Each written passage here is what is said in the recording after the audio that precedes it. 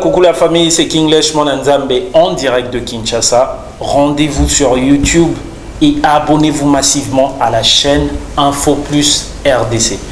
Les belles informations, les bonnes informations factuelles, vérifiables et vérifiées.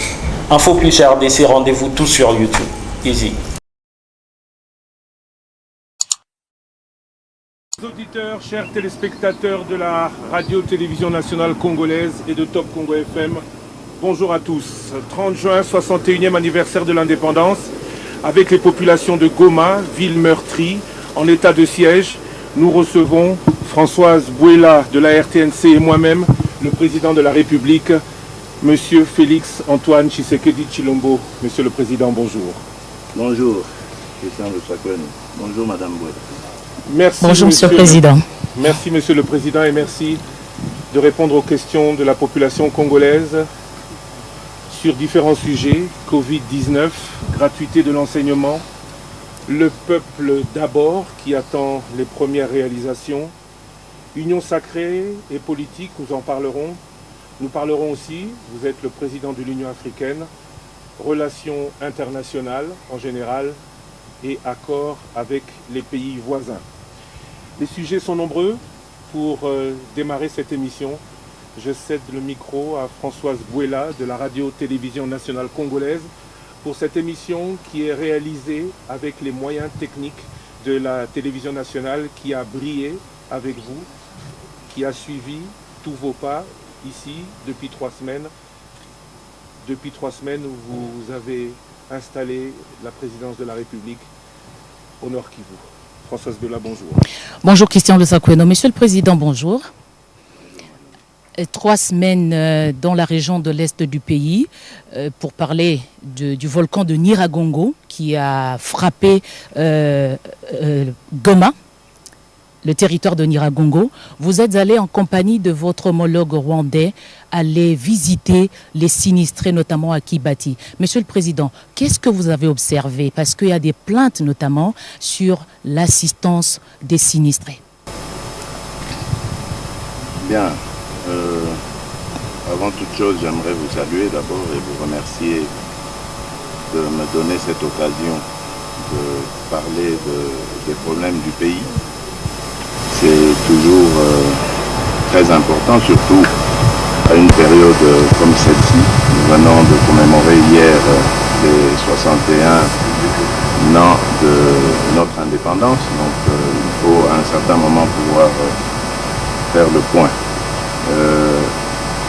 Je voudrais dire ici d'abord pour commencer que lorsque ce drame est arrivé, je me trouvais en Belgique après la conférence de Paris à l'initiative du président Macron qui voulait se réunir avec certains chefs d'État africains sur la situation économique de l'Afrique après la pandémie de Covid.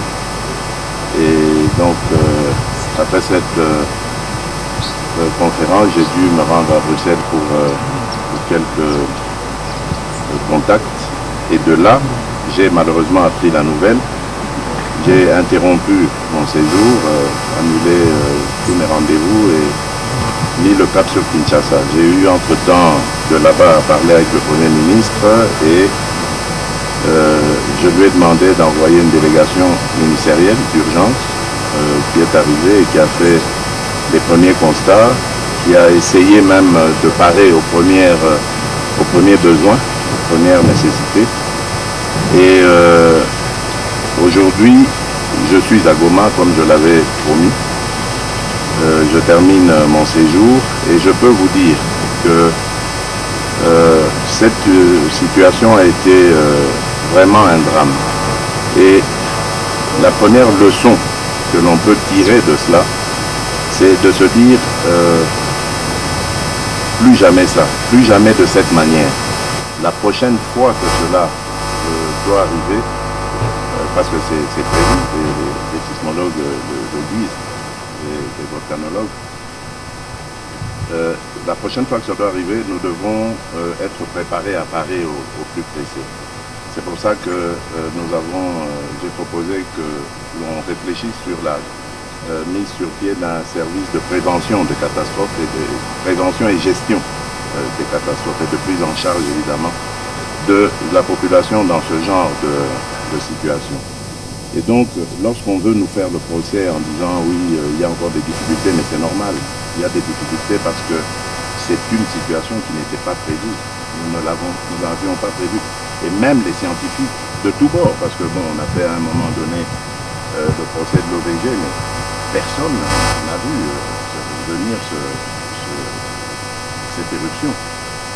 Et la première décision que nous avions prise à ce moment-là, parce que ne sachant pas dans quel sens va évoluer ce volcan, c'était d'évacuer d'abord les populations. Et je préfère avoir plutôt des problèmes de gestion humanitaire comme on les a aujourd'hui, plutôt que des gestions de drames humains avec des décès en catastrophe, des destructions monstres. Et donc, il fallait parer au plus pressé et mettre la population à l'abri, c'est ce que nous avons fait. Ensuite, lorsque la situation s'est calmée, que les aéroports étaient ouverts et que bon, on pouvait se rapprocher de plus en plus de la population, on est venu, nous sommes là, nous sommes arrivés, nous sommes en train de suivre la situation. Elle n'est pas facile, il y a des populations qui ont tout perdu et qu'il faut absolument recaser. Le travail a commencé avec le génie militaire qui construit de nouvelles habitations. Il faut prendre en charge des problèmes de santé. Il y en a qui sont revenus avec des problèmes de diarrhée, de malaria, etc. Donc il faut prendre en charge. Nous avons un hôpital installé, un hôpital de campagne qui est jusqu'ici en tout cas paré pour faire face aux besoins. Mais nous sommes en train de suivre, nous verrons bien dans quelle mesure cet hôpital de campagne ne pourra pas être dépassé.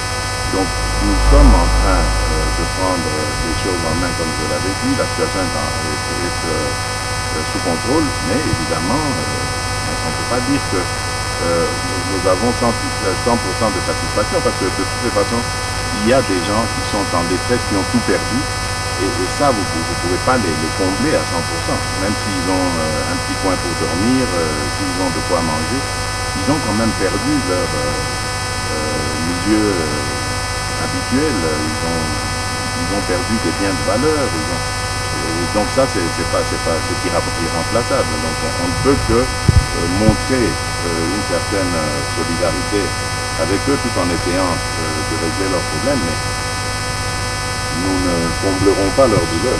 Monsieur le Président, voilà, vous avez dit que l'OVG aussi était pris de court, mais dans les leçons à prendre, Monsieur le Président, vous ne pensez pas qu'il y a eu quelques failles d'un certain côté on pourrait au moins éviter ce qu'on est en train de... Les alertes par les scientifiques, par exemple. De quoi des alertes sur le mouvement du volcan, parce qu'on a appris qu'il y a eu des animaux qui ont quitté leur milieu. Ça pouvait au moins alerter parce que c'est... Je ne sais pas avec qui vous avez parlé, mais moi je parle, je vais encore d'ailleurs aller le voir aujourd'hui, le directeur de l'observatoire qui m'a dit, pour la première fois, il n'y a eu aucune alerte. Et même les animaux qui, d'instinct naturel comme ça parfois, préviennent par leur attitude, n'ont même pas eu ces attitudes qui peuvent alerter les populations. Je ne sais pas avec qui vous avez discuté, mais moi je vous parle, et je crois que c'était devant les médias d'ailleurs que ce rapport était en train de m'être fait. C'était au moment où j'ai été, avant d'y aller à nouveau avec le président Kagame, voir le site de Nyiragongo. Et c'est là qu'il a vu qu'il n'y avait aucun signe. Et pourtant ils ont des capteurs disposés de part et d'autre du Nyiragongo et de ces montagnes attenantes là. Eh ben, ils n'ont rien pu déceler. Ça, il l'a dit clairement, il n'y avait aucun signe. Donc, on ne peut pas leur faire le procès d'incompétence ou de culpabilité. Aujourd'hui, comme vous l'avez dit, Monsieur le Président, on doit se réjouir que Goma est resté quasi intact, en tout cas la ville. Goma, dont on voit, pour ceux qui ne sont pas venus depuis de nombreuses années, un dynamisme économique surprenant. surprenant, diront certains. Admirable, moi je dirais. Qu'est-ce que cela inspire au chef de l'État d'un pays où ce dynamisme ne semble limité qu'à une région? Est-ce que le Nord Kivu va devenir un exemple? Bien sûr. Ou est-ce que... qu'est-ce que cela inspire au président de la République? Mais vous savez, d'abord, de tout temps, cette région, à l'époque du Zaïre, on l'appelait, on était jeunes, on se souvient, le grenier du Zaïre. Pourquoi? Mais c'est parce qu'il y avait déjà des producteurs, il y avait de l'activité. Et malheureusement, la guerre est venue s'installer, la violence, la mafia, et cela a un peu entaché l'image de cette belle région de notre pays dont nous devons vraiment nous enorgueillir. Mais ça n'a pas, et c'est ça qui est admirable, eu un impact sur l'enthousiasme, sur le sens, l'esprit de créativité qu'il y a ici, l'esprit d'entreprise qu'il y a chez nos compatriotes ici. Et c'est ça qui est admirable et qui décuple ma détermination à leur ramener la paix et la sécurité. Parce que je suis convaincu que si il règne la paix et la sécurité dans cette partie du pays, le Congo fera un grand bond en avant. C'est vraiment une des parties qui est le moteur de la République. D'ailleurs aussi, mais Goma peut être le Nord Kivu, j'allais dire, au-delà même du Nord Kivu, je dirais toute cette partie est, nord-est, sud Kivu, Ituri, etc. Si on impulse, si on ramène la paix, la sécurité, on installe les incitants nécessaires pour booster l'esprit d'entreprise, encadrer les investisseurs, les rassurer, on fera un bond considérable. Goma, exemple pour la République démocratique du Congo, pour d'autres provinces? Oui, il doit servir d'exemple. Mais je disais, il n'y a pas... Ce qui est magnifique dans notre pays, c'est que chaque partie a ses spécificités. Et si on met toutes ces parties ensemble, dans la paix, la sécurité, le respect des droits et des libertés, la justice, mais une vraie justice, je crois qu'on va avoir un pays formidable. Pourtant, le Nord Kivu est en état de siège. Parlons de cet état de siège. Est-ce que l'on peut dire que c'est un succès à la date d'aujourd'hui et combien de temps va-t-il durer? Vous êtes très pressé. Très pressé, l'état de siège, ce ne fait que début mai. On va peut-être maintenant, bientôt, là, être à 2 mois de cela. Vous allez vite en besogne. Vous demandez trop tout de suite. Et c'est assez perturbant pour nous qui gérons les choses. Parce que nous devons faire le point de la situation. Attention, on parle ici de 20 ans de situation de non-État, de 20 ans de violence systématique, de 20 ans de système, de fonctionnement de système mafieux qui a touché plusieurs secteurs et malheureusement aussi les secteurs institutionnels tels que l'armée, tels que certaines autorités du pays, etc.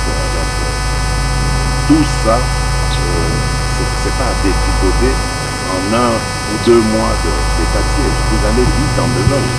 Mais c'est quoi l'avantage de l'état de siège? Parce que c'est ça qu'il faut regarder. Ça veut dire que si nous avons des administrateurs militaires qui ont la prérogative d'être les yeux et les oreilles du chef de l'État. Et qui ont de l'expérience, parce qu'on n'a pas pris n'importe qui, ce sont des officiers supérieurs de notre armée qui sont outillés, expérimentés, qui connaissent notre armée, son fonctionnement, ses faiblesses et ses qualités. Et donc, en plus de ça, ils vont avoir la tâche administrative de gérer la province.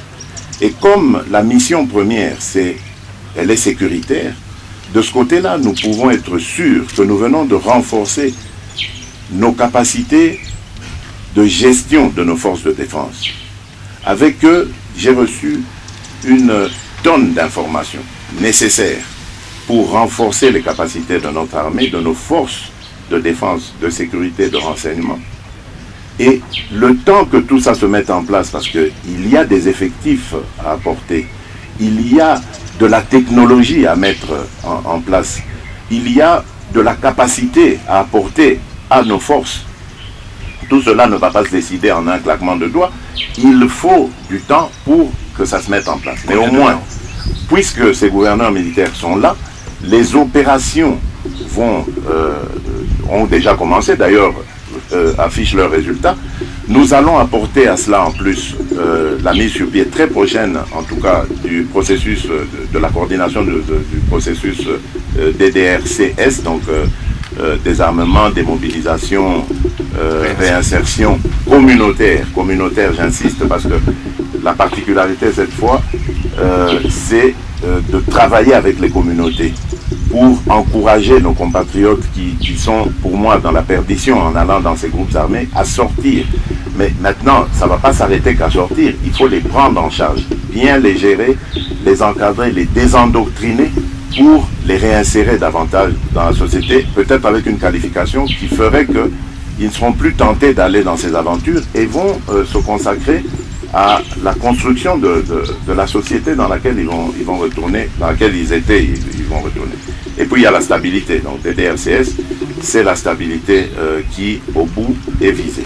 Monsieur le Président, puisque vous parlez de DDRS, jusque-là, vous n'arrivez pas à nommer les animateurs alors que vous avez fait des annonces. C'est pas que je n'arrive pas, vous faites bien de le dire. Mais écoutez, il y a eu avant cela d'autres processus DDRCS. C'est pas de nommer qu'il s'agit ici, c'est d'être sûr des personnes d'abord qu'on va désigner, mais surtout du résultat.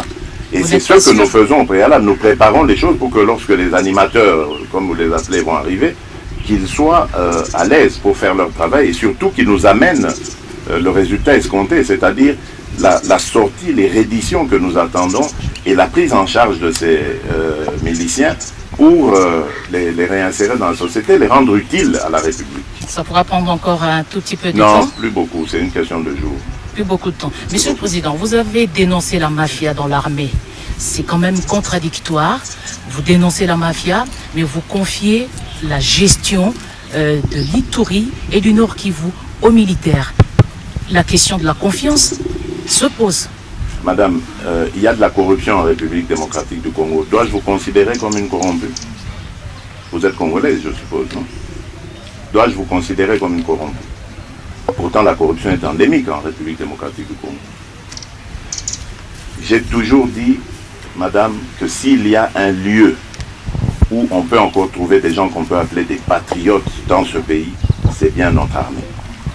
Et c'est pour ça que depuis mon accession à la magistrature suprême, j'ai tout mis en œuvre pour améliorer le sort de ces hommes en armes. Et de ces femmes aussi, parce qu'il y a des femmes parmi eux. Parce qu'ils le font preuve d'un patriotisme extraordinaire. Vous ne connaissez pas, madame, les conditions dans lesquelles ces gens vivent. Mais ils font fi de tout cela et ils donnent leur vie pour nous. Mais malheureusement, parmi eux, comme dans toute organisation, il y a des brebis galeuses, malheureusement. Et c'est cela, c'est là que je veux extirper de cet ensemble exemplaire qu'est notre armée nationale. Comment vous allez faire? Mais le travail continue. Il y en a déjà qu'on commence à interpeller, il n'y a pas de problème. Donc c'est pas ici que je vais étaler les stratégies des enquêteurs, etc. C'est après que vous verrez. Mais le but, c'est de mettre notre armée, nos troupes dans les meilleures conditions de travail. Qu'ils n'aient plus de soucis de leur famille, de leur propre traitement, est-ce que la solde va arriver ou pas, de leur équipement. Vraiment, c'est de les mettre à l'abri, de mettre les moyens nécessaires à leur actif pour qu'ils puissent fonctionner normalement. C'est ça qui m'importe le plus. Monsieur le Président, vous avez aussi observé qu'il n'y avait pas trop de vérité sur le nombre.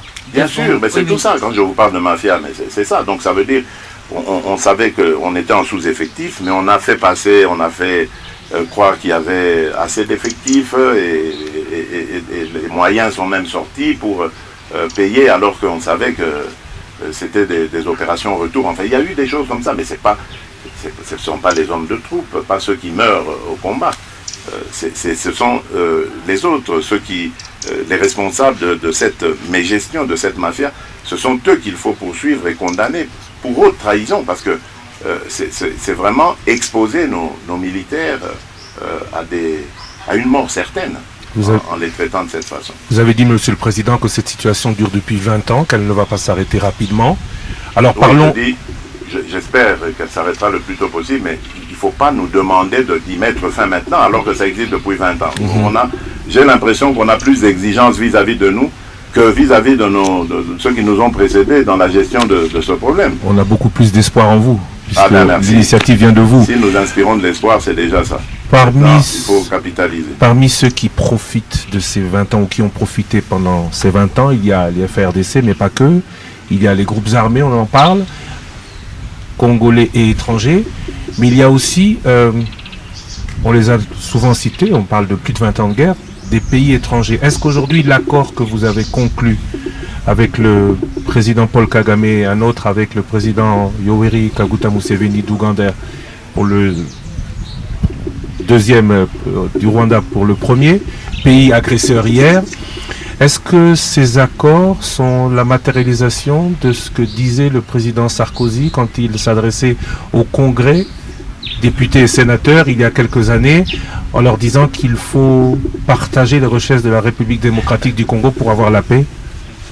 Bon, le président Nicolas Sarkozy, ou l'ancien président Nicolas Sarkozy, est toujours vivant. Allez plutôt lui poser la question, il explicitera sa pensée.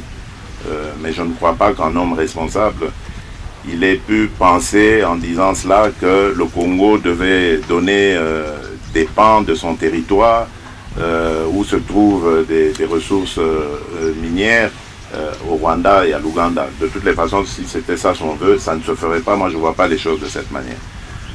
Moi, je vois les choses en termes de coopération. D'État à État, gouvernement à gouvernement, entité à entité, c'est ça que je veux favoriser. Vous avez parlé d'État agresseur. C'était, je me rappelle, le vocable de l'époque, d'une certaine époque en République démocratique du Congo. On a vécu dans cette situation, cette tension, on va dire, avec ces pays frères, voisins. Et quel est le résultat? On le voit. Toute la partie frontalière, la partie congolaise frontalière à ces pays est malade. Parce que je crois que quelque part, dans ce mano à mano que nous avons mené avec ces pays voisins, ils ont dû aussi développer des réflexes ou des stratégies pour nous combattre. Parce qu'on avait annoncé clairement qu'on amènerait la guerre chez eux. Donc, vous n'allez pas dire à quelqu'un, demain je viens chez vous pour vous agresser et lui il va vous attendre. Non, il va se préparer à y faire face. Donc c'est un peu ça qui s'est passé. On ne va pas juger le passé ni le contexte dans lequel c'est arrivé. Je ne suis pas de ce genre-là. Moi je suis de nature optimiste. J'aime regarder l'avenir. Je me dis, il y a eu beaucoup de mal entre nous. Aujourd'hui, il faut tirer un trait sur le passé et se dire, bon, regardons en face ce qu'il faut faire. Attention, je n'ai pas dit on ferme le dossier judiciaire, justice.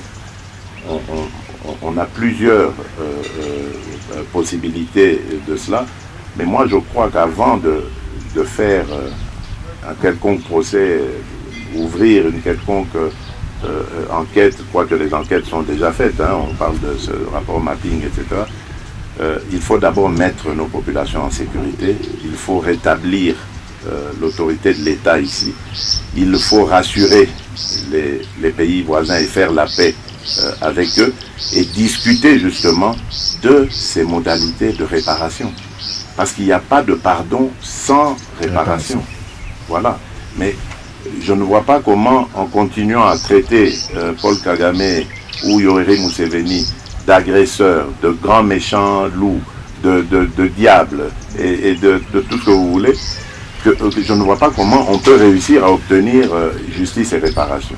Donc il faut à un moment donné savoir tirer un trait sur ça. Je prends l'exemple de l'Allemagne et de la France, qui ont été des ennemis acharnés. Et parfois, l'Alsace passait du côté allemand. Et puis hop, revenait selon les péripéties, les circonstances. Pendant des années, des décennies, voire peut-être un siècle. Aujourd'hui, ce sont les meilleurs amis du monde. Et leur couple forme le moteur de l'Union européenne. Certains vous diront peut-être parce que l'Allemagne a perdu devant la France. Est-ce qu'aujourd'hui, on ne négocie pas avec l'Europe? L'Allemagne n'avait pas perdu devant la France. La deuxième coalition, guerre. oui. Il y a eu une coalition de forces qui ont fait plier l'Allemagne. Mais d'autres allaient peut-être se dire, bon, on fait profil bas, on attend le moment où on reprendra des forces et puis on repart à l'abordage. Ce n'est pas arrivé. Aujourd'hui, on peut juger ce qu'on veut, mais ils ont compris qu'il ne faut plus jamais de guerre. Et vous verrez sur l'espace européen, économique européen, il n'y aura jamais plus de guerre. Eux, ils l'ont compris. La guerre, elle est très mauvaise. La guerre, elle est nocive pour tout secteur de la vie d'un pays, d'une nation. Et donc, moi, je me dis, c'est fini ça. La rancune, la haine, ça ne sert à rien. Laissons à nos générations futures cet esprit d'entreprise, de fraternité, de coopération, plutôt que de leur inoculer cet élément de haine vis-à-vis des Rwandais, des futurs Rwandais qui ne leur auront rien fait. Donc ils vont naître comme ça, on leur met dans la tête, il faut haïr le Rwandais, il faut haïr l'Ougandais, alors que celui-là ne lui a rien fait, et vice-versa. Donc je crois qu'il faut savoir tirer un trait sur tout ça, et se dire, regardons ce qu'il y a de positif à faire. Et aujourd'hui, je m'en réjouis parce que nous avons, c'est vrai, c'est encore balbutiant, c'est des petits projets. Il y a le projet de route Kasindi, Beni, Butembo, et plus tard peut-être Goma. Il y a cette coopération entre la Sakima et une entreprise rwandaise pour relancer l'industrie d'or, etc. Donc, ce sont des petites, comment j'allais dire, les prémices, des petits exemples, des petites initiatives, mais qui, à mon avis, seront appelées à grandir. Et c'est tant mieux pour la paix, pour la sécurité et surtout pour le bien-être de nos populations respectives. Pour terminer avec ce dossier état de siège, la fin de l'état de siège coïncidera-t-elle, selon vous, au retour à la situation initiale de paix? Parce que la crainte, c'est qu'une fois que l'état de siège se termine, une fois que la paix est revenue, l'absence de l'état que l'on observe un peu partout, dans des contrées où on a un commerce de coltan, de minerais que tout le monde nous envie, cette situation ne revienne à l'initiale? J'ai pas très bien compris. Donc ça veut dire quoi une fois que les militaires seront partis, une fois que l'état de siège sera terminé, on retombe dans les ordres puisque du fait de l'absence de l'État? Non, je ne pense pas. C'est pas ça le but justement, mais l'état de siège, c'est ça. L'état de siège, c'est pour ramener la paix et la sécurité d'abord, mais ensuite la stabilité, l'autorité de l'État. Lorsque tout sera ramené et que les administrateurs militaires qui sont là aujourd'hui repasseront la main aux civils, mais ces derniers n'auront pas de soucis autres que de continuer la gestion telle qu'elle avait commencé en instaurant davantage la présence et l'autorité de l'État. Parlons Covid-19. L'épidémie a touché le monde entier, elle touche la République démocratique du Congo et on parle de plus de 70% d'occupation dans les hôpitaux, des sièges ou des lits Covid. Mais on parle aussi de 8 mois, maintenant de 6 mois d'arriérés de salaire pour ceux qui organisent la riposte. Est-ce qu'on peut tout bloquer, demander à tout le monde de faire des efforts et ne pas rétribuer ou bien payer ceux qui sont au front et qui prennent les risques de se contaminer et contaminer les autres? Non, pas du tout. Et je suis totalement d'accord avec vous. Moi, je suis solidaire de ces gens. J'ai interpellé le ministre du Budget, le ministre des Finances, et c'est là que je sais que l'argent est là maintenant, il est disponible. Simplement, les paiements vont être échelonnés. Donc je crois qu'ils vont d'abord payer 2 ou 3 mois et puis ensuite résorber tout le retard. Et je précise encore ici, et je tiens à le dire, à le marteler, pour le moment, et le gouvernement le sait, nous avons 2 grandes priorités. C'est l'armée, donc la sécurité, et la santé, la lutte contre la pandémie. Ce sont nos 2 grandes priorités qui doivent captiver tous nos moyens, toute notre concentration, quitte à devoir sacrifier certains autres secteurs, mais il faut se concentrer sur ça, parce que ça, ces 2 seuls secteurs, s'ils ne sont pas bien gérés, ils peuvent miner toute notre économie et toute la stabilité du pays. Monsieur le Président, puisqu'on parle de Covid, les vaccins sont arrivés, notamment à Kinshasa, mais vous ne venez toujours pas fait vacciner au moment où vos compatriotes arrivent quand même à le faire. Qu'est-ce qui se passe? Je crois que j'ai eu raison de ne pas le faire. Parce que celui que nous avons eu, c'est AstraZeneca. Et ça, je vais vous parler très franchement. À l'époque du ministre Eteni, le sortant de la Santé, nous étions prêts, c'était à la mi-mars, je me souviens, à lancer la campagne de vaccination. Et je crois que c'était même la veille. Et j'ai vu cette information à la télé d'abord et puis dans les réseaux, je pense. J'ai transféré d'ailleurs cette info un matin au ministre pour lui dire attention, demain nous allons lancer la campagne, mais regardez ce qui se passe en Europe. AstraZeneca, je crois que c'est suédois, je pense, si mes souvenirs sont bons. Tous ces pays scandinaves, de l'Europe de l'Ouest, etc., tous avaient pris la décision de suspendre, enfin tous, il y en avait 11 à peu près qui ont pris la décision de suspendre AstraZeneca. Pourquoi? Parce que, bon, ils estimaient qu'il n'était pas efficace, etc. Donc, a fortiori, nous qui allions bénéficier de ce produit, qu'est-ce qu'on va en faire? Donc, on ne pouvait que aller dans le même sens. Excusez-moi, je crois que je viens d'avoir la décharge d'un gentil oiseau, qui passait. C'est une bénédiction, je pense. Oui. Je ne sais pas si c'était un oiseau ou un arbre qui a laissé tomber. Alors, je parlais donc Du vaccin. Du vaccin, de son efficacité. Et pour dire que à partir du moment où ces pays ont pris des mesures de précaution vis-à-vis d'AstraZeneca, eux qui en connaissent les propriétés, qui l'ont fabriqué. Donc, a fortiori, nous, on était dans l'obligation de le faire. Donc, nous l'avons fait. Nous avons suspendu cela pendant, je pense, 1 mois, jusqu'au moment où, ailleurs, ils ont levé, mais pas tous, parce qu'il y a des pays qui ont carrément interdit l'utilisation de ce vaccin. Et donc, à partir de ce moment-là, on se pose des questions, et moi, je me suis posé des questions, sans être un scientifique. Donc, j'ai demandé les avis des uns et des autres, ils étaient partagés. La seule chose qui m'a intéressé, c'était de savoir, est-ce que c'est dangereux pour la consommation de nos compatriotes? Comme je n'ai pas vu le caractère dangereux, on a laissé faire. Mais moi-même, je n'en étais pas convaincu.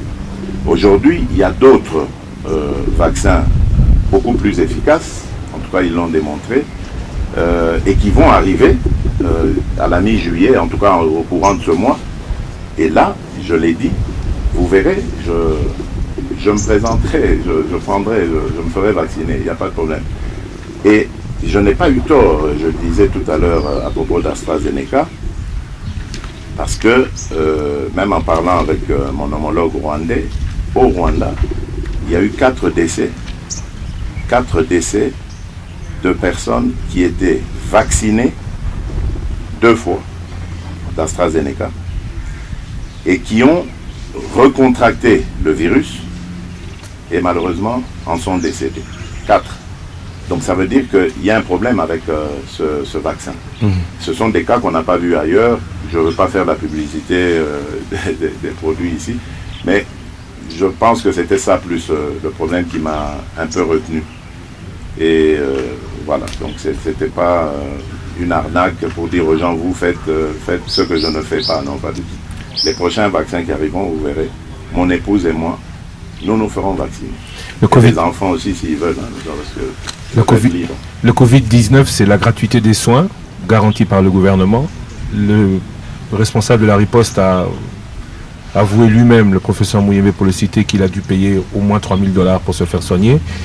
Gratuité des soins, mais aussi des mesures que certains ne comprennent pas, pour lesquelles ils voudraient être dédommagés. Je parle du couvre-feu, je parle de la fermeture de certains lieux publics pour éviter la propagation. Alors, la gratuité des soins, est-ce que c'est possible ou que c'est un vœu pieux? Et 2, est-ce qu'on pense à dédommager ceux qui souffrent des mesures prises par le chef de l'État? Non, la gratuité des soins, ce n'est pas un vœu pieux. Ça a été décidé évidemment lors de la première vague, souvenez-vous, et ça a été assuré. Et même lorsqu'il y a eu la seconde vague, qui a commencé un peu vers la fin de l'année 2020 et jusqu'autour du mois de mars, nous avons également pu gérer la situation. Mais il y a eu une troisième vague, un petit peu imprévue, et qui est arrivée assez rapidement aussi. Donc il nous a pris à dépourvu quelque part. Donc nous avons évidemment dû parer au plus pressé, mais ne vous en faites pas, notre objectif, c'est de garantir l'accès aux soins, aux vaccins à tout le monde. Et d'ailleurs, on ira beaucoup plus loin. Je l'ai déjà demandé au Premier ministre, j'attends des résultats de sa part. Vous savez qu'un hôpital comme celui du Cinquantenaire a une capacité au moins d'accueil de 1000 lits. Non, actuellement, donc en plus de ce qui, je pense, de 800 lits. Mais n'est pas utilisé. Mais qui ne sont pas utilisés. Pourquoi? Voilà. Mais sûrement parce que l'État doit de l'argent sur les exercices passés où cet hôpital a dû faire des efforts, a dû prendre sur son propre budget, etc. Donc c'est là que j'ai dit au Premier ministre de regarder ce qu'il y a à faire, de dédommager ou de combler le vide qu'il y a à combler, le manque à gagner de cet hôpital, et ensuite de permettre à celui-ci d'avoir le rendement qu'il faut. Et si nous ouvrons cet hôpital à la population, nous pourrons quand même gérer cette situation. Donc c'est possible de le faire. Ne soyons pas alarmistes. Je comprends la situation actuelle. Je vous l'ai dit, elle est arrivée de manière brusque. Je crois que ça nous a pris un peu au dépourvu. Mais il faut très vite se relever et y faire face. Il ne nous reste qu'une dizaine de minutes, alors on va aller beaucoup plus rapidement dans les autres sujets. Parlons social, gratuité de l'enseignement, on aurait pu s'y installer. Salaire des enseignants, qualité des enseignements, malheureusement ce sera difficile. Le peuple d'abord. C'était un slogan, celui de votre parti, d'origine, l'UDPS. Aujourd'hui, beaucoup se plaignent que cela prend du temps à se réaliser dans les faits. Alors, à quand le mieux-être de cette population, tant vanté par le candidat Félix Tshisekedi pendant la campagne? Vous savez, je vous le disais tout à l'heure, je dis, mais c'est quand même incroyable ce qu'on nous fait. Mais vous m'avez répondu, c'est parce que nous suscitons de l'espoir, mais tant mieux. Je crois que c'est quand même un procès injuste qu'on nous fait. En arrivant au pouvoir partout au monde, il n'y a aucun régime ou gouvernement ou que sais-je, président de la République qui, en arrivant, a eu une baguette magique qui, du jour au lendemain, a changé le sort de sa population. Je ne veux pas revenir sur le passé parce que moi je n'aime pas faire le procès de mes prédécesseurs. Je ne vais pas le faire. Mais ce pays n'a pas, tout ce que je peux dire, c'est que ce pays n'a pas commencé à mal aller avec l'arrivée de Félix Tshisekedi à sa tête. Ça n'a pas commencé à mal aller quand je suis arrivé. Mais beaucoup en espéraient tout de suite mieux. En arrivant, j'ai trouvé une montagne de problèmes que j'essaye de résoudre. Ce principe de la gratuité est inscrit dans notre Constitution. Pourquoi est-ce qu'elle n'a pas été appliquée? Mais moi j'arrive avec les moyens du bord que je trouve, je prends la décision de l'appliquer. Et le résultat, c'est qu'il y a au moins 4 millions d'enfants qui étaient hors parcours scolaire qui reviennent. Et c'était tellement formidable que nous avons été dépassés par le succès de cette mesure. Les classes surabondées, etc. Donc, mais bref, l'essentiel, c'était de reprendre toute cette jeunesse, de l'encadrer, de la mettre dans un parcours scolaire. Donc, ce sont des efforts. Aujourd'hui, nous sommes en train de travailler sur la même chose, la gratuité de la santé, avec l'initiative de l'assurance santé universelle, pour que demain, tout Congolais, quel que soit son portefeuille, puisse avoir accès aux soins de santé. Mais ce sont des efforts, qui ne se concrétisent pas en un jour.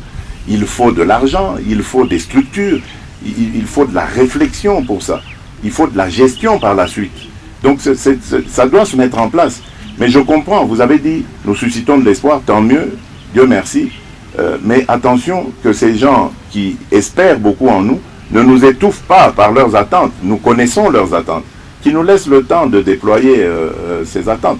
Il y avait dans ce problème, et il y a toujours, des problèmes politiques, il y avait des problèmes institutionnels, de fonctionnement des institutions. Il y avait des problèmes de sécurité, il y en a toujours, je dis. Donc, ce sont tous des éléments qu'il faut régler pour qu'un pays soit mis sur de bons rails et puisse prospérer. Monsieur le Président, le dernier Conseil des ministres a décidé de baisser le prix, notamment des denrées de certains biens de première consommation. Mais nous avons vu la réaction virulente de l'AFEC. Qu'est-ce qui se passe? Il se passe que c'est une lutte d'intérêt. Ils n'ont pas été consultés. Ce n'est pas vrai. Le ministre de l'économie, que j'apprécie d'ailleurs dans ses efforts et que je soutiens totalement, a adressé à plusieurs reprises des invitations à ces opérateurs économiques qui parfois les ont ignorés ou des fois envoyé des personnes qui ne pouvaient pas, des représentants qui ne pouvaient pas prendre de décision. Le ministre s'est retrouvé à un moment donné coincé. Il devait prendre une solution, une décision. Et je crois qu'il a bien fait de prendre cette décision parce que ça a fait réagir l'AFEC. Et donc ça l'oblige maintenant à venir à table et à discuter. Et c'est ce que j'encourage, moi. Il faut discuter. Parce que les uns sont les opérateurs économiques, ils regardent leurs intérêts, sont des privés, ils ne sont pas là pour nos beaux yeux, ils sont là pour faire des affaires, pour prospérer. Et d'ailleurs, moi aussi je les encourage et je ferai tout pour les aider à prospérer. Mais attention, ils sont les partenaires de l'État. Et l'État est là pour garantir le bien-être des populations. Et donc, à ce moment-là, ils doivent se mettre autour d'une table et discuter avec l'État pour l'intérêt de la population. Parce que c'est celui-là que nous cherchons. Ce sont les Congolais qui nous ont mis là et qui attendent des résultats. On venait d'en parler là tout à l'heure. Donc, nous devons absolument tout mettre en œuvre pour soulager, tant soit peu, le quotidien de nos compatriotes. C'est ça que nous poursuivons comme objectif. Il ne nous reste que 4 minutes. Nous rappelle la je production. vous en rajoute 10 ou 15 si vous voulez. Avec votre autorisation, Voilà. Françoise Il ne faut pas qu'on vous mette sous pression. Hein. Merci, Monsieur le Président. On n'est pas sous pression. Alors, généralement, à pareille circonstance, à la faveur du 30 juin, vous avez eu accordé des grâces à certains prisonniers, notamment ceux du procès de 100 jours. Cette année, vous comptez répéter ça? Oui, bien sûr, mais j'attends les propositions. C'est la ministre de la Justice qui doit me les faire. Je ne connais pas tous les cas. C'est elle, la spécialiste, c'est elle qui me les transmettra. Puisqu'on parle de certains cas. Oui, certains cas, justement, il y en a d'autres comme Vital Caméré. Il peut espérer obtenir une mesure de grâce de votre part. Vous pensez que c'est ici que je vais répondre à cette question? Vital Caméré, c'est mon frère. Je suis totalement désolé de ce qui lui arrive, affecté aussi. Je ne l'ai pas voulu, contrairement à certains dires mal intentionnés. Je ne l'ai pas voulu. Dès le départ de cette affaire, je vous rappelle d'ailleurs, c'est au sein d'un conseil de ministres que c'était parti à l'époque du Premier ministre Ilunkamba. C'est lui d'ailleurs qui avait sorti le problème. ouvertement en séance. Puis le ministre de la Justice de l'époque a renchéri en disant « Monsieur le Président, ce que vient de dire le Premier ministre ne vaut même pas une instruction de votre part. Dès demain, je saisis la justice. » Ce jour-là, ce conseil n'avait pas été couvert par mon directeur de cabinet habituel, c'est-à-dire Vital Kamere, mais c'était un de ses adjoints. Et donc, après, je l'ai fait venir, je lui ai posé la question, je lui ai dit, tiens, on a parlé des fameuses maisons qu'on a à construire dans ce programme des 100 jours. Est-ce que c'est notre affaire? Il a dit non, c'est pas notre affaire. Je dis bon, ça va. Donc, que la justice fasse son travail. Et malheureusement, de fil en aiguille, on en est arrivé là. Ce que je peux accepter comme reproche, c'est que on me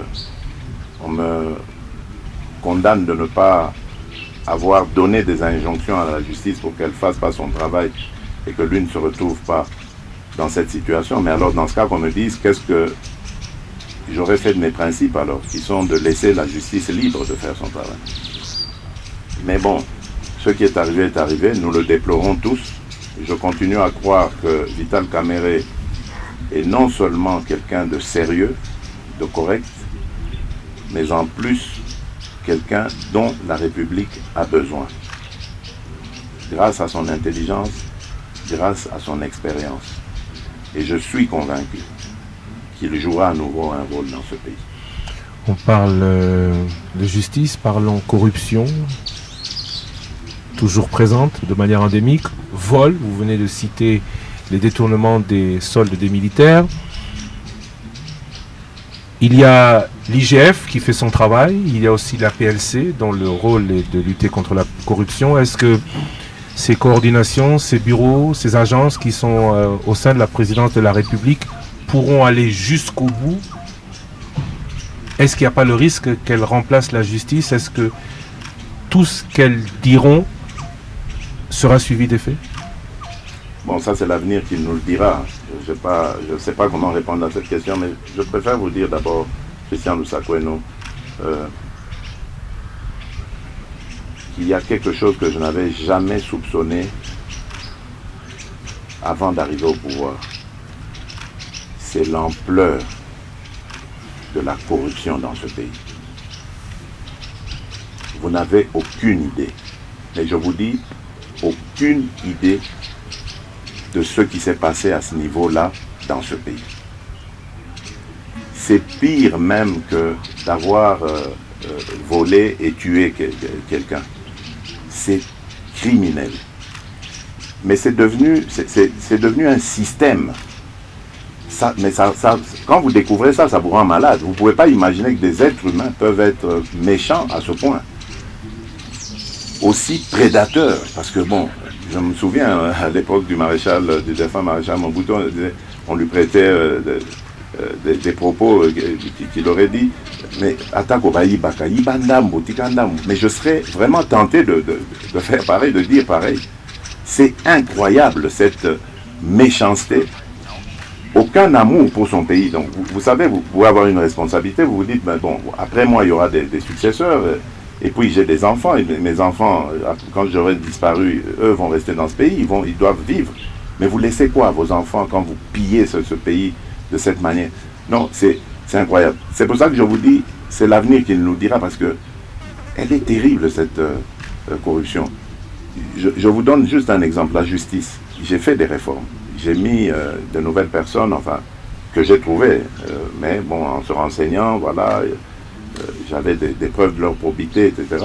Je ne dis pas, je ne les remets pas en cause, mais je dis, je pensais que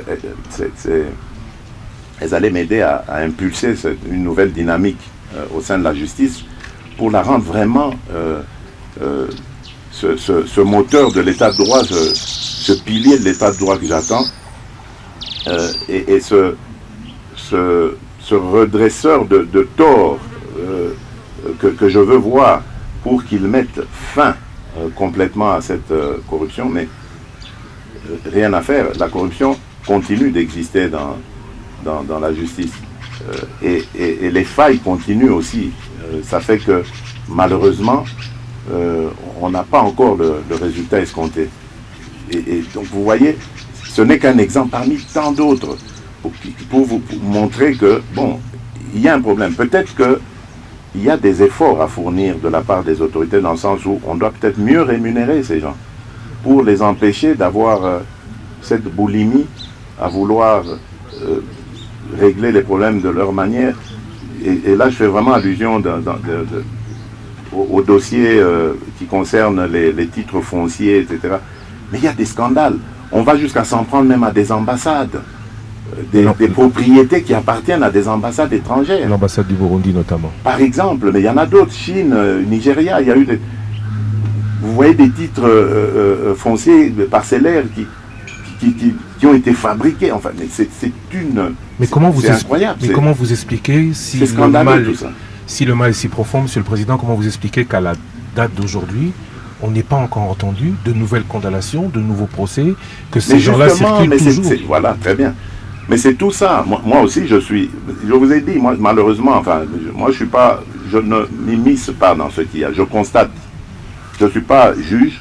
Je n'ai pas à leur dire ce qu'ils doivent faire. Je ne sais pas leur dire ça. C'est eux qui sont mieux qualifiés, plus expertisés que moi pour le faire. Donc c'est eux qui doivent. Mais moi, je pose ces problèmes. Ces questions, je les pose en disant, mais c'est pas normal. Et d'ailleurs, même quand on arrête des gens, parce que bon, je vois, il y a eu quelques sensations, des gens arrêtés, condamnés.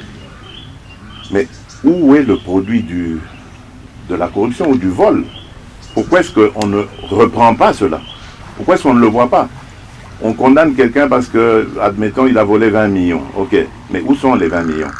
Même s'ils ont été transformés en biens matériels. Mais il faut saisir ce bien matériel parce que c'est un bien mal acquis. Mais on ne le voit pas. Donc il y a un problème dans notre justice. Il n'y a pas de restitution. Et tant que la justice ne fonctionnera pas comme nous y attendons, mais les résultats, tout le reste en pâtira. Bravo à l'IGF parce qu'elle commence quelque part à faire un peu le travail de la justice. Bravo à l'APLC qui a eu quelques problèmes de démarrage, mais maintenant je pense que ça va aller. Parce qu'ils font leur travail, mais ça ne suffit pas. Si la justice ne fait pas le sien, il n'y aura pas d'efficacité. Et ça, j'ai vraiment voulu taper sur la justice parce qu'ils le savent. Tous les magistrats, les responsables que j'ai mis, ils savent que je ne suis pas content, satisfait de leur rendement actuellement et que j'exige beaucoup plus de leur part. Donc vous n'êtes pas satisfait aussi du Sénat parce que vous avez réagi après que cette Chambre n'ait pas voulu lever les immunités de l'ancien Premier ministre. Madame, attends, voilà, très bien, attention. Vraiment ici, je tiens à préciser parce qu'il ne faut pas que l'ancien Premier ministre Matata pense que j'en veux après lui. C'est quelqu'un que je respecte et que j'apprécie beaucoup d'ailleurs. Mais je ne comprends pas qu'on crée cette catégorie de Congolais qui peuvent d'une part être justiciables et rendre compte à la justice, et d'autre part des Congolais qui ne peuvent pas, qui peuvent eux être extirpés de la justice. C'est très mauvais, et même pour lui, l'ancien Premier ministre Augustin Matata, même pour lui, ce n'est pas du tout quelque chose de profitable, parce que bon, c'est un acteur politique. Demain, il aura peut-être... C'est pas une chasse à la sorcière, Monsieur le Président. Pas du tout, je ne peux jamais souhaiter ça. J'ai toujours dit, il faut que la justice fasse son travail. Et il ne faut jamais compter sur moi pour que j'aille m'immiscer. Posez la question, vous êtes des journalistes, d'ailleurs, il vous arrive de faire des investigations, ou allez poser la question aux juges, ils vous le diront. Il y a eu dans mon entourage, et il y a sûrement même encore, des gens qui ont tenté d'aller, et je le dis ici, là je crois qu'on m'entendra, qui ont tenté d'aller influencer des juges, etc. Je le sais. J'ai dit aux juges, le prochain qui vient, parce qu'il ne vient pas de ma part, arrêtez-le pour trafic d'influence. Faites-le. Ça ne me gênera absolument pas. Parce que je veux que la justice soit indépendante. Et surtout qu'elle soit ce bras séculier que j'attends moi, qui va nous aider pour instaurer l'état de droit. Monsieur le Président, à Kinshasa et un peu partout dans le pays, on parle des cadeaux que vous allez faire aux députés pour avoir renversé la majorité qui ne correspond pas aux résultats des urnes et qui ont fait de vous président de la République et qui ont défini la majorité, Monsieur le Président. C'est votre cadeau? D'ailleurs, réfléchissez bien.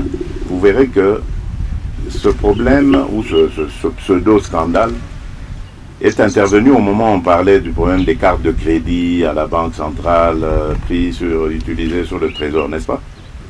Et donc ça a arrangé beaucoup de gens de faire plus de bruit avec cette affaire pour étouffer l'autre.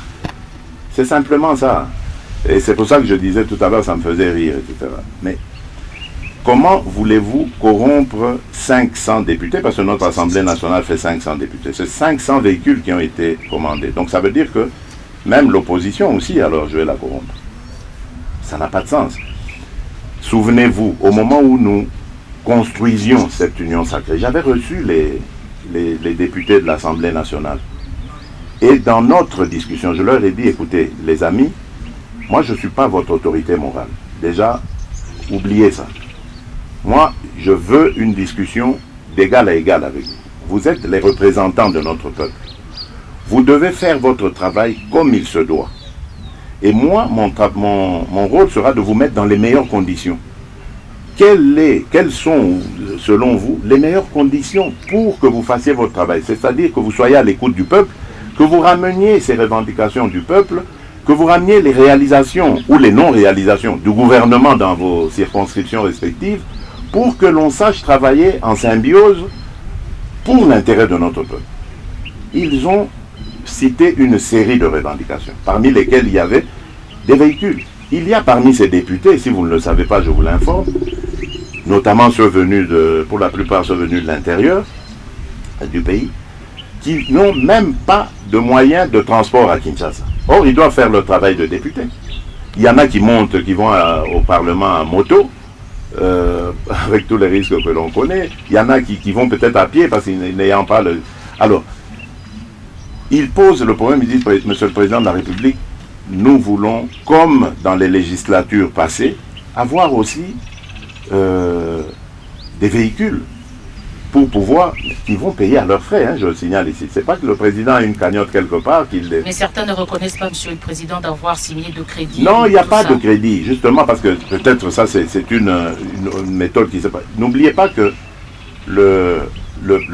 l'Assemblée nationale a une certaine crédibilité, une certaine autonomie financière, etc.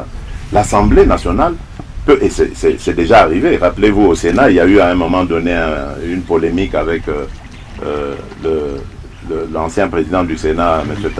Alexis Tambo Mwamba, qui avait fait faire des travaux, contracter des crédits pour faire des travaux. Mais voilà, c'est des choses comme ça qui arrivent. Donc maintenant qu'on pose la question, qu'on n'accuse pas directement de corruption, l'Assemblée nationale, avec son bureau, son président, ont tout à fait le droit de prendre langue avec des opérateurs économiques, des vendeurs d'automobiles, pour voir comment, ensemble, ils peuvent faire les montages financiers qu'il faut afin de fournir ces véhicules. Ce que j'avais fait, moi, c'était de dire, oui, je suis d'accord avec vous, pour optimiser votre rendement, eh bien, vous allez avoir des véhicules. Mais on ne va même pas s'arrêter là, on va continuer. Je l'ai même dit d'ailleurs dans mes discours à la nation.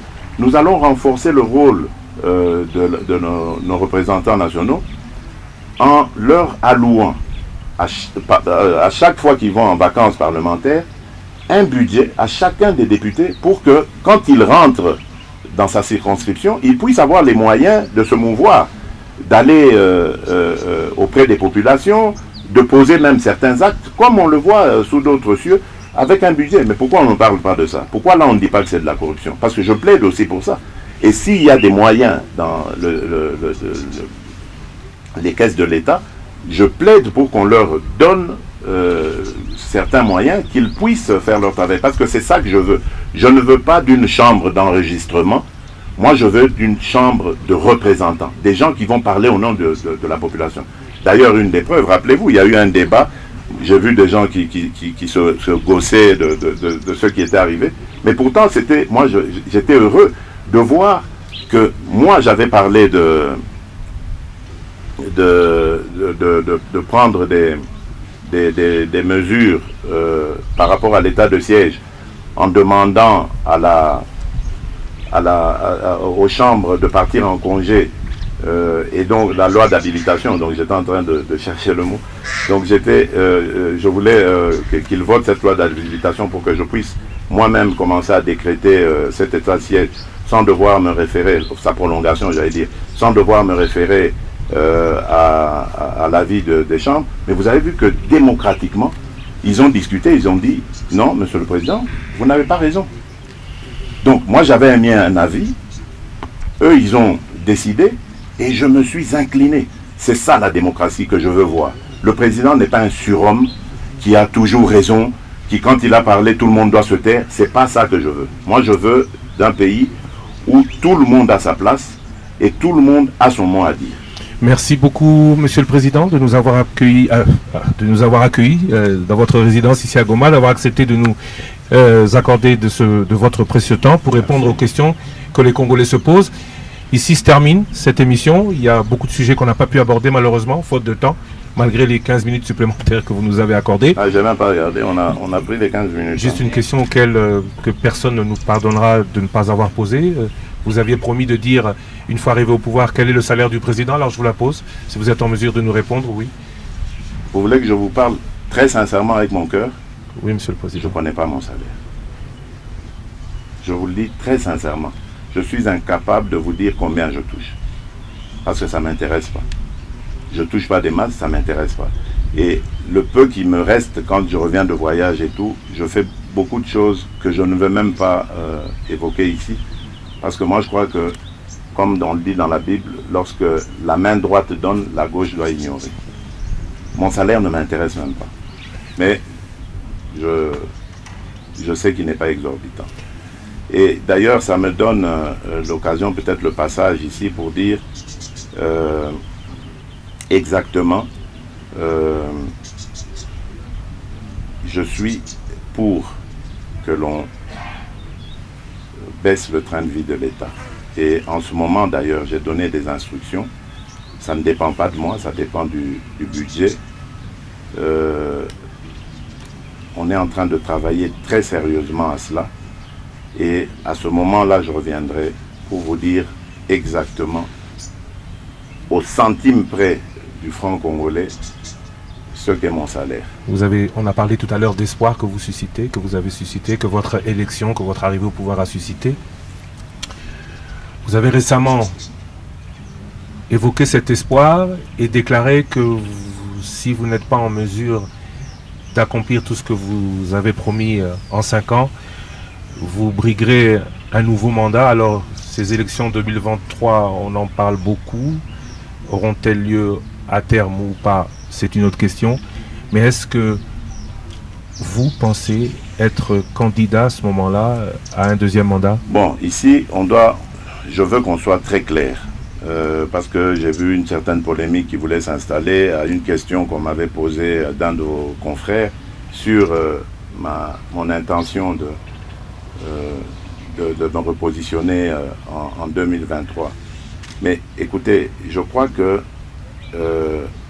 cela dépendra de la volonté de la population d'abord. Ça, c'est la première des choses. Ce sont nos concitoyens, nos compatriotes qui décident de notre propre sort. Voilà.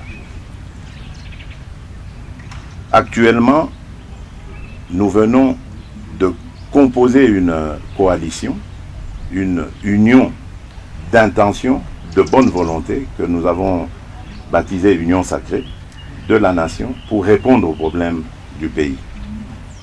Cette union n'est pas une plateforme politique ni électorale.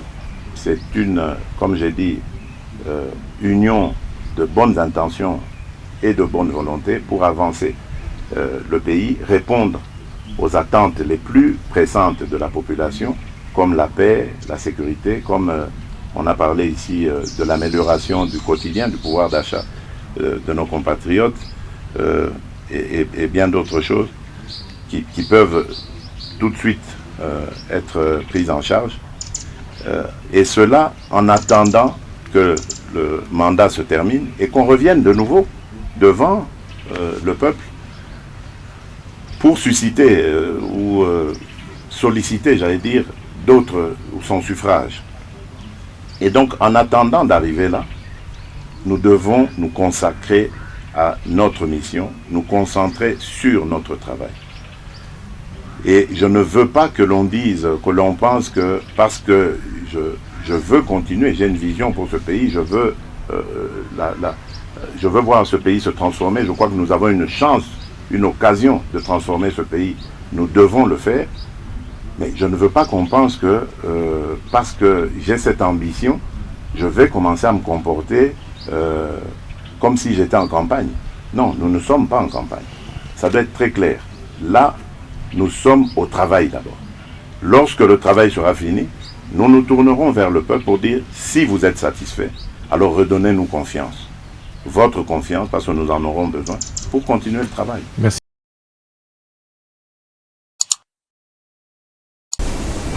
Coucou la famille, c'est Kinglech Monanzambe en direct de Kinshasa. Rendez-vous sur YouTube et abonnez-vous massivement à la chaîne Info Plus RDC. Les belles informations, les bonnes informations factuelles, vérifiables et vérifiées. Info Plus RDC, rendez-vous tout sur YouTube. Easy.